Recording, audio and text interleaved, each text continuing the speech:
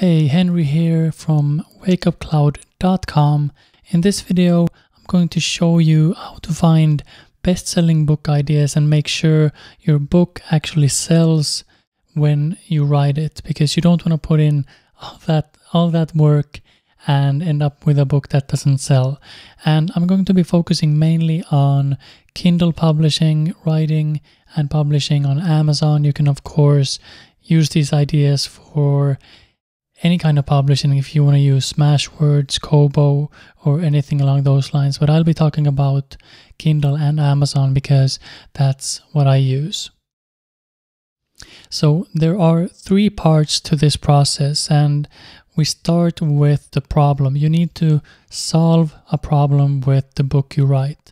And this is especially true for nonfiction books, but it's also true for fiction books, because fiction often solves the problem in the way of entertainment. I write mostly nonfiction books, so that's what I'm going to focus on. So when you look at a problem, ask yourself what problems you have already solved in your life for your clients or for your customers.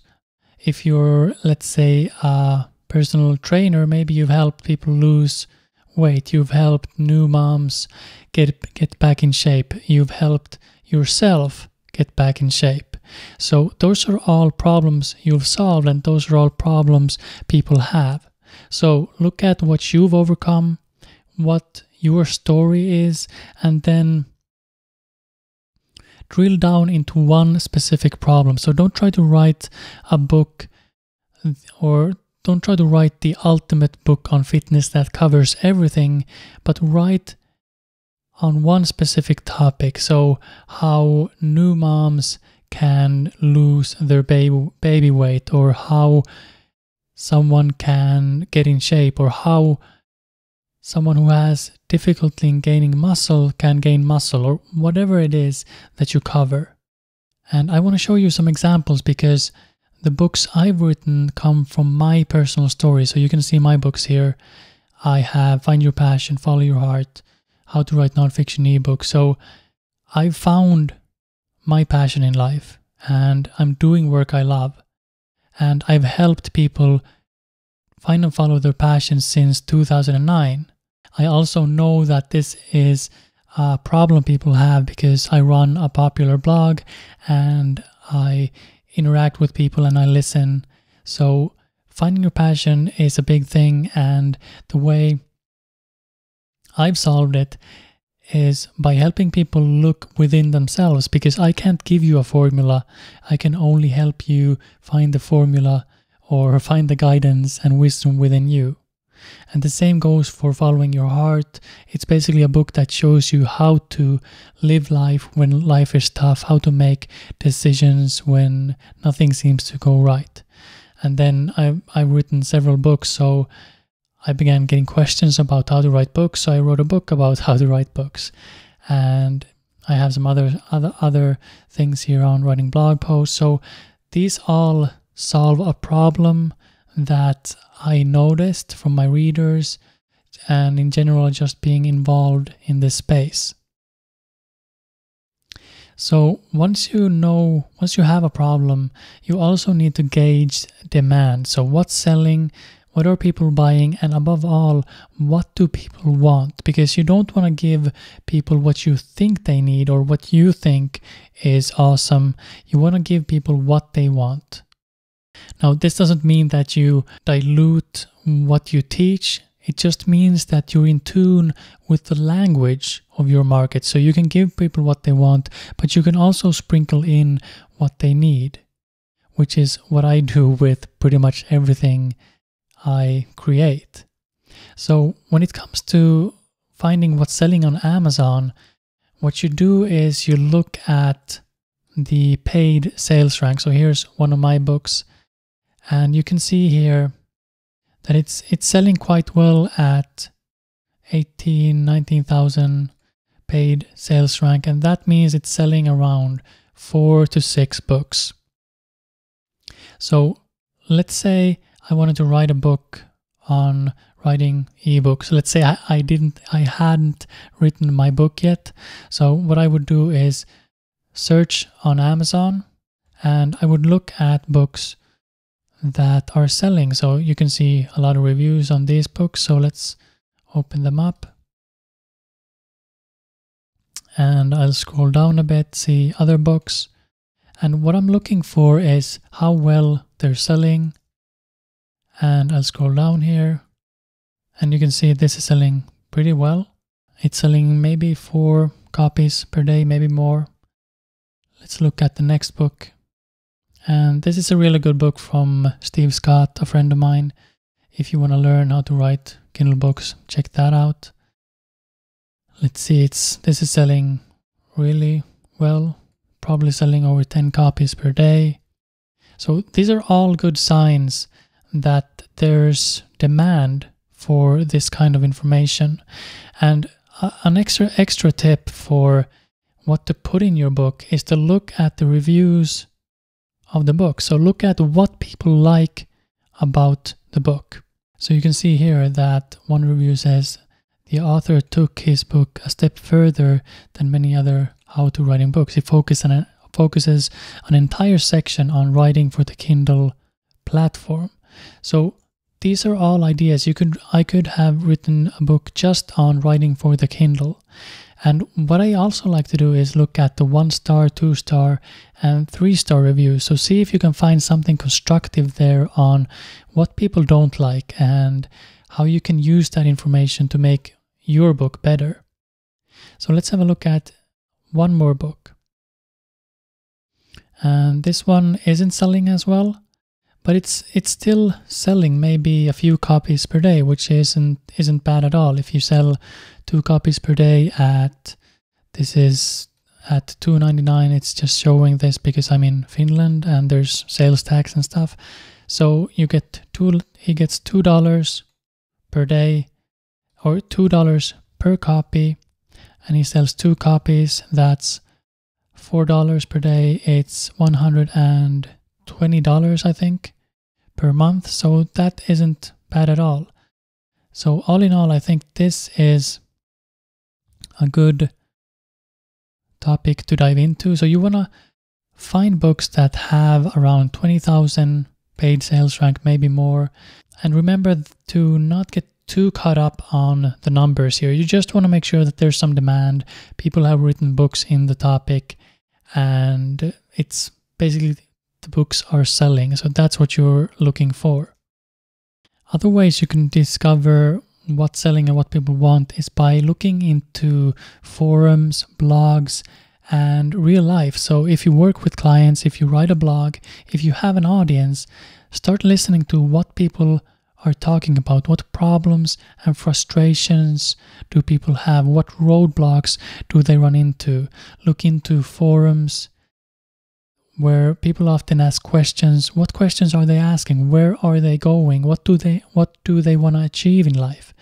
And as for blogs, let's say I'm still researching my writing book. I would do simple Google searches, and I did a Google search and found this post, the most efficient way to write your book and build blog readership. So just the fact that this post exists shows that people are interested in learning about writing books. And I can read the post to get some more ideas about what I can include in my book. And I can also take a look at the comments. So what are people saying?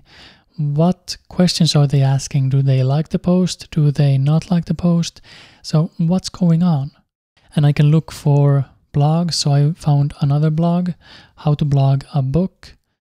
And I can look at what posts are on the blog, what people comment on, and just extract information on what's going on. And I can look at popular posts here and what kind of questions people have. So again, you want to look for data on if people are asking questions and what questions they're asking, and if people are actually care about writing a book, which they obviously do. And then Another post I found was this one, 21 mistakes, and it's gotten shared quite a few times. And if we go down to the comments here, we can see again what people are asking, what they're saying, and what they're doing. So with this post, let's go back to the beginning.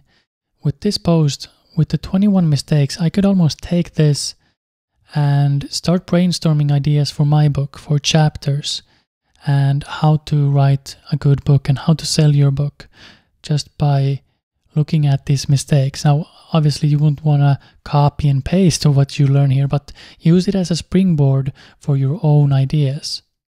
So,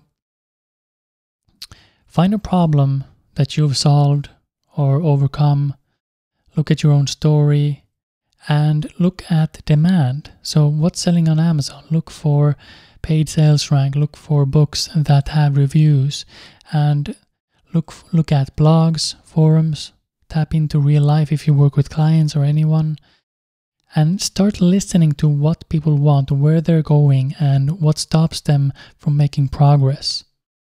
And last but not least, tap into your inspiration. So what excites you? What do you feel inspired to write about? So for example, when I wrote my book, let's see if I can find my way back to my page here. When I wrote my book on following your heart, there weren't a lot of books on the topic. I think I found one maybe on following your heart and some spiritual books. But I knew from writing my blog that there was an audience for this book. It wasn't a big audience, but it definitely was there. And this is one of my books that doesn't sell as well as the others, but I still enjoyed writing it because I felt inspired to write this book. So that's what I did. So I don't rigidly find a problem and feel a demand, because I do work I love, so I follow my excitement and I follow what's both scares and excites me. So don't be afraid of the fact that you may be a bit scared to share what you know and share your story. You don't have to be an all-knowing expert, and I know that we're all afraid of being found out and feel like we're frauds, but you don't have to share what you don't know. So you only have to share your solution to the problem and your story. You don't have to solve every single problem in the world. You don't have to be the best in the world. You just have to do what you can. And if you can help one person with one thing, that's enough. So find a problem you can solve, drill down into a specific problem, look at the demand, what are people buying, what do people want, where are they going, and then listen to your inspiration. Listen to what excites you. What does your gut say? What does your heart say? What does your wisdom say? What do you truly want to do? And where do you doubt yourself? Because I found that the path I often need to take is where I doubt myself. So there's always something that I wish I could do, but I think I can't because I'm not good enough or I don't know enough. And that's usually where I need to go. And I take action by taking tiny steps. So I hope you've enjoyed this video on finding a topic for your book. If you do these things, you'll dramatically increase the likelihood that your book will sell.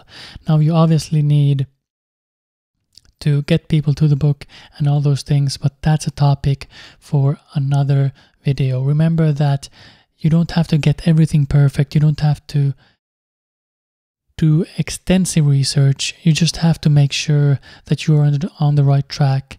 And remember, you probably will write more books, so don't worry too much. Start writing your book, do your best, put it out there, and learn from the experience. And if you need help with writing your book, remember, I have a book on how to write nonfiction ebooks that takes you step by step through my process. And if you want more help on building a business around your passion and doing work you love, come visit me at wakeupcloud.com. I have a free report there you can grab, and lots of articles and videos and audio that'll help you move forward. So I'll leave it at that. If you like this video, remember to click like, remember to subscribe, and do all that good stuff. And if you have any questions, drop them in the comments below and I'll get back to you as soon as I possibly can. This is Henry from wakeupcloud.com signing out. Have a good one.